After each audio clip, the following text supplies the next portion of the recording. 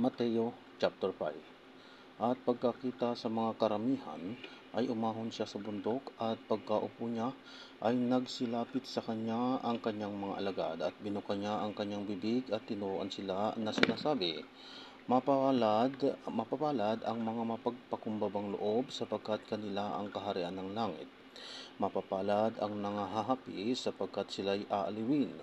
Mapapalad ang maaamo, sapagkat mamanahin nila ang lupa. Mapapalad ang nangagugutom at nangauuhaw sa katwiran, sapagkat sila'y bubusugin.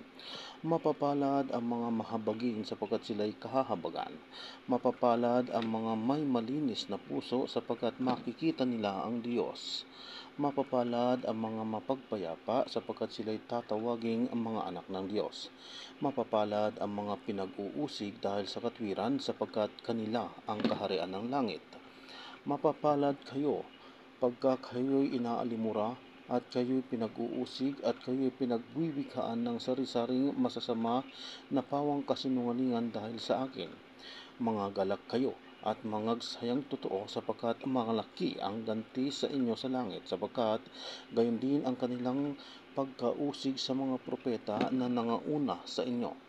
Kayo ang asin sa lupa, ngunit kung ang asin ay tumabang, ay ano ang ipagpapaalat? Wala nang ano pa mang kabuluhan kundi upang itapon sa labas at iurakan ng mga tao.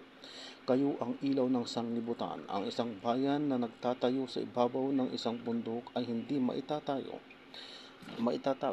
Hindi rin nga pinaniningasan ang isang ilawan at inilalagay sa ilalim ng isang takalan, kundi sa talagang lalagyan ng ilaw, at lumiliwanag sa lahat ng nangasa bahay. Lumiwanag na gayon ang inyong ilaw sa harap ng mga tao, upang makita nila ang inyong mabubuting gawa, at kanilang luwalhatiin ang iyong Ama na nasa langit. Huwag ninyong isiping ako'y naparito upang sirain ang kautusan o ang mga propeta. Ako'y naparito hindi upang sirain, kundi upang ganapin. Sapagkat katotohanang sinasabi ko sa inyo, hanggang sa mga wala ang langit at lupa, ang isang tuldok o isang kudlit sa anumang paraan ay hindi mawawala sa kautusan, hanggang sa maganap ang lahat ng mga bagay.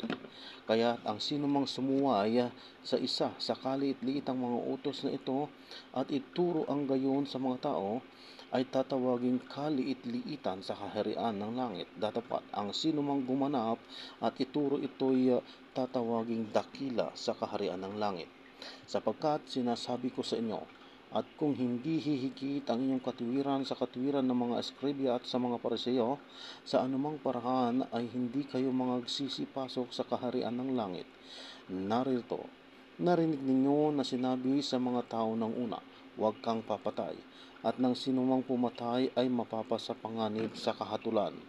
Datapot sinasabi ko sa inyo, na ang bawat mapuot sa kanyang kapatid ay mapapasapanganib sa kahatulan, at ang sinumang magsabi sa kanyang kapatid, raka, ay mapapasapanganib sa Sinedrin, at ang sinumang magsabi, ulol ka, ay mapapasapanganib sa impyerno ng apoy.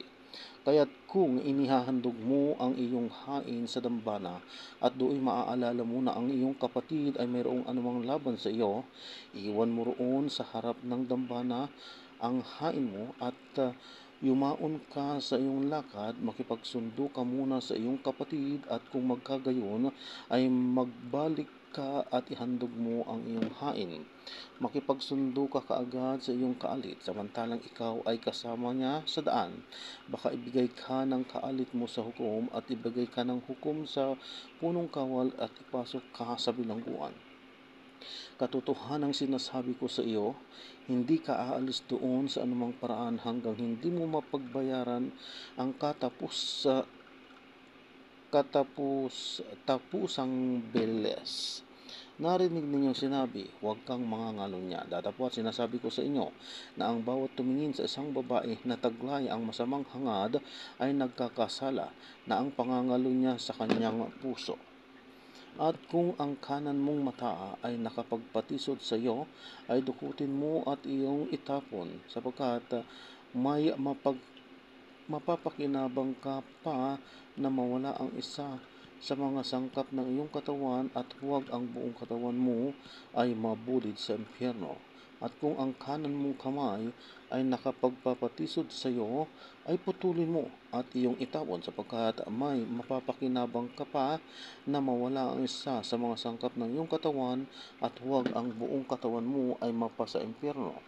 Sinabi rin naman, ang sinumang lalaki na ihiwalay na ang kanyang asawa ay bigyan niya siya ng kasulatan ng paghiwalay. Datapwat, sinasabi ko sa inyo na ang sinumang lalaki na ihiwalay ang kanyang asawa liban na lamang kung sa pakikapagid ang dahil ay siya ang sa kanya'y nagbibigay kadahilanan ng pangangalo niya.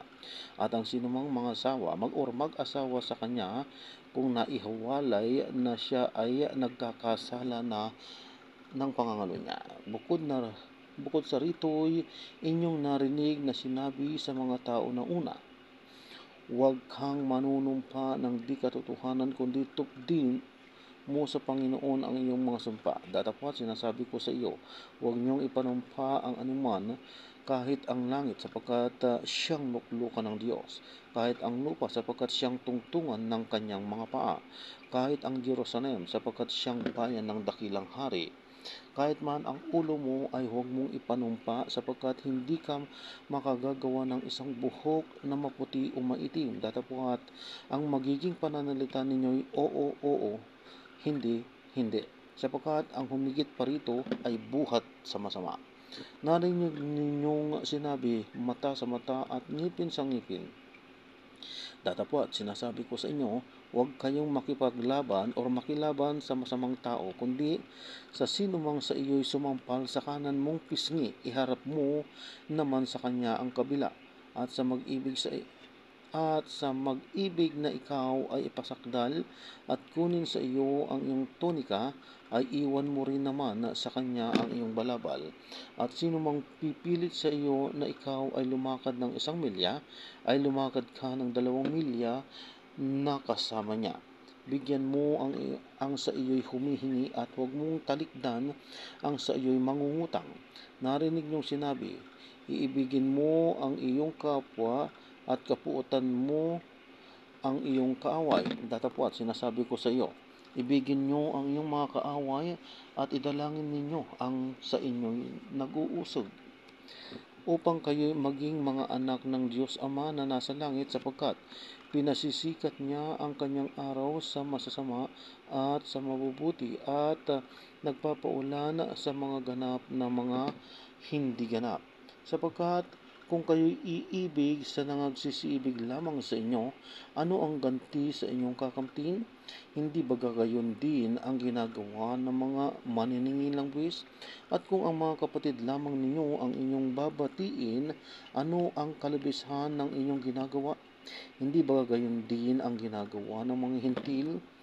Kayo nga'y mangagpakasakdal na gaya ng iyong ama sa kalangitan na sakdal.